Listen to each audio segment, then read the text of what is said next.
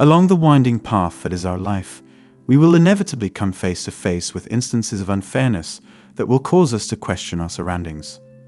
It is a natural reaction for people who are confronted with unfair circumstances to question why they are put through such adversity, and the question, "Why is this happening to me?" is a common refrain that arises as a result. Why do I always have to deal with these difficulties? Why am I getting such a raw deal from life? In times like these, it is absolutely necessary to acknowledge and accept a basic fact, which is that life, by the very nature of its existence, is not always fair. Expectations are frequently the source of the problem. We have a tendency to expect fairness from a world that is inherently unpredictable. This presumption that we will be treated fairly can put us on a path that ultimately leads to unending sadness and depression. In relation to this topic, the teachings of the Supreme Buddha offer a particularly insightful point of view. He stressed that the pursuit of fairness in a world that is inherently beyond our control will inevitably lead to feelings of frustration. He made a very astute observation when he pointed out that the pursuit of fairness is a source of ongoing dissatisfaction. The more we try to be fair in situations that are out of our control, the more likely it is that we will feel frustrated. Managing our expectations consequently becomes the central focus of this issue. Realizing that many aspects of life, particularly those that are controlled by other people, are inherently beyond our ability to influence is an essential component of this. We are unable, for instance, to control the manner in which others address us, the manner in which they criticize us, or the manner in which they treat us. These aspects are not within our sphere of influence or control. Our reaction to these circumstances, on the other hand, is something we have control over. The manner in which we react, the feelings that we allow to direct our actions, and the decisions that we make are all under our control. We have a greater chance of successfully navigating the challenges that life throws at us if we develop our capacity to react positively and with composure in trying situations. During this process, we will need to work through some of our own feelings, particularly our anger. It's possible to set ourselves up for failure if we let our anger control our responses and decisions.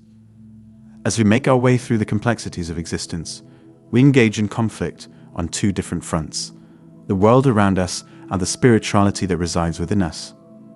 The fights we wage in our minds and spirits are where we experience the greatest significance and the greatest impact, despite the fact that our physical conflicts may appear to be formidable.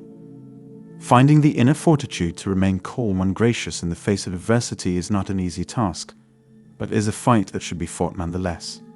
When we make it our goal to manifest such qualities, we run into a significant obstacle in the form of the expectation of fairness.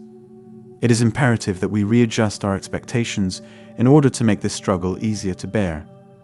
The nature of life itself is that it is comprised of both positive and negative experiences at any given moment. The only time the unfavorable aspects can cause us stress is when we insist that life should be equitable. We will be able to feel more at peace with ourselves and the world around us if we are able to let go of this expectation and come to terms with the fact that injustice will always be a part of life. In accordance with the teachings of the Supreme Buddha, we look to the principle of karma, also known as the law of cause and effect, for direction. When we show the world love, kindness, and goodness, we plant seeds that may not immediately bear fruit, but will inevitably lead to favorable outcomes. This principle serves as a reminder that showing love to another person does not necessarily guarantee immediate reciprocation. Rather, it sets in motion a cycle that may, at some point in the future, bring us the love and kindness that we have shown to others. It takes patience and faith in the way karma works in order to let go of the need for instant validation or immediate returns on our actions. It is critical to keep in mind that the energy we put out into the world, whether it is positive or negative, will inevitably come back to us in some form or another. It takes time for a seed to develop into a tree, and similarly, it may take some time for the positive actions we take to improve our lives to have a measurable impact on us. Simply put, adjusting our expectations is an essential step on the path to achieving contentment and finding inner peace. The pursuit of fairness in a world that is, by its very nature, unfair can only result in frustration and a feeling of unfulfillment. Instead, shifting our focus is going to be the most important step. When we follow the precepts of the law of karma, we acknowledge that although the results of our good deeds may not be immediately apparent to us, they do contribute to a chain reaction of beneficence that will eventually work to our advantage. This point of view enables us to release the burden of expectation, face the challenges of life with more composure, and recognize the interconnectedness of our actions and the results of those actions. To summarize, the course of one's life is defined by the complex interweaving of positive and negative experiences along the way. When we expect fairness from a world that is, by its very nature, unpredictable, we are setting ourselves up for both disappointment and frustration. In order to successfully navigate these challenges, it is essential that we keep our expectations in check and acknowledge that, although we cannot control the circumstances around us, we do have the ability to control how we react and the decisions we make.